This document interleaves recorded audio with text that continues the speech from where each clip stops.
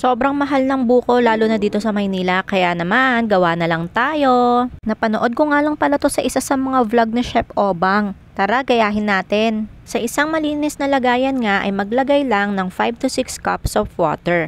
5 lang yung nilagay ko kasi maglalagay pa tayo mamaya ng gata. Pwede kayong gumamit nung naka-pouch katulad ng sa akin, Coco Mama. Pwede rin yung naka-incan or yung kakang gata or pinipiga na galing sa nyog. Pagkatapos naman ay magdagdag ng 5 kutsara na white sugar. Hindi ko nga masyadong pinupuno yung kutsara kasi ayoko naman ng sobrang tamis at saka bawal din sa amin yun. After that ay gagamit naman tayo ng unflavored white jelly. Kahit anong brand pwede nyong gamitin dito, basta white lang siya or yung no color. Halu-haluin nga lang ng mabuti hanggang sa matunaw siya lahat. Diba? 4 ingredients lang ang kailangan natin para sa ating homemade buko. Diba? Mas tipid. Pag halong-halo na nga at sa tingin nyo ay wala na siya mga buo-buong asukal sa ilalim, pwede nyo na nga siyang isalang at dahan-dahang pakuluin. Mahinang apoy nga lang ang ginamit ko dito at halo lang ako ng halo para hindi naman dumikit yung ilalim or masunog yung ilalim. Maya-maya nga lang ay maaamoy nyo na ang aroma ng gata. Grabe, dito pa lang parang ang sarap-sarap na niya.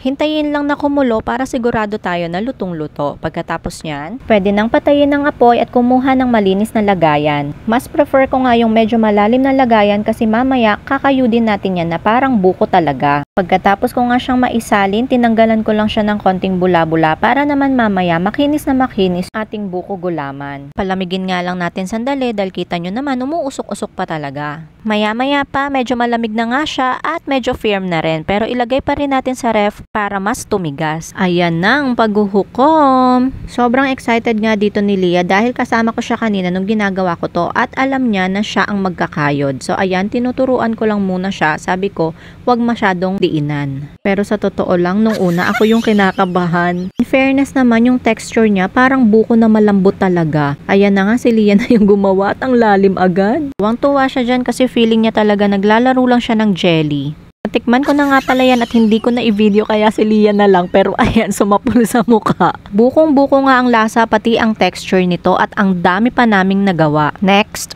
fruit salad na. Mag-drain lang tayo ng isang lata ng fruit cocktail at ilagay sa isang malaking lalagyan. Kasunod nun kung ano yung mga favorite nyo. Ako nga, favorite ko itong nata kaya 2 kulay ang binili ko. Tapos yan, drainin ko lang din at ilalagay na natin dito. Nakikita nyo ba yan? Grabe, makulay ang buhay. Drainin ko nga rin pala yung kinayod nating buko kasi medyo nagtutubig siya. So pagkatapos nyan, inilagay ko na rin sama-sama na sila. Hindi ko alam bakit nakaganyan yung daliri ko, basta tawang-tawa ako habang nagvo-voice over. Next naman natin ang pampatamis at pampalinamnam. Syempre gusto ni Leah kasali siya, gusto niya siya ang magbubuhos, talaga naman. Sunod naman natin tong 2 all-purpose cream. Yan, saktong-sakto na yung tamis niyan, tsaka yung linamnam. Kala nyo lang marami yung condense na nailagay at matamis, pero pag nilagay na kasi yan sa ref, mababawasan pa yung pagkamatamis niya. Haluin lang ng dahan-dahan para hindi matapon at pag halong-halo na, tinangayang ipahalo kay Leah. Charing! Pwede nang ilagay sa ref. Hindi na nga umabot sa video yung finished product pero masarap talaga. So, ayan lang muna. Bye!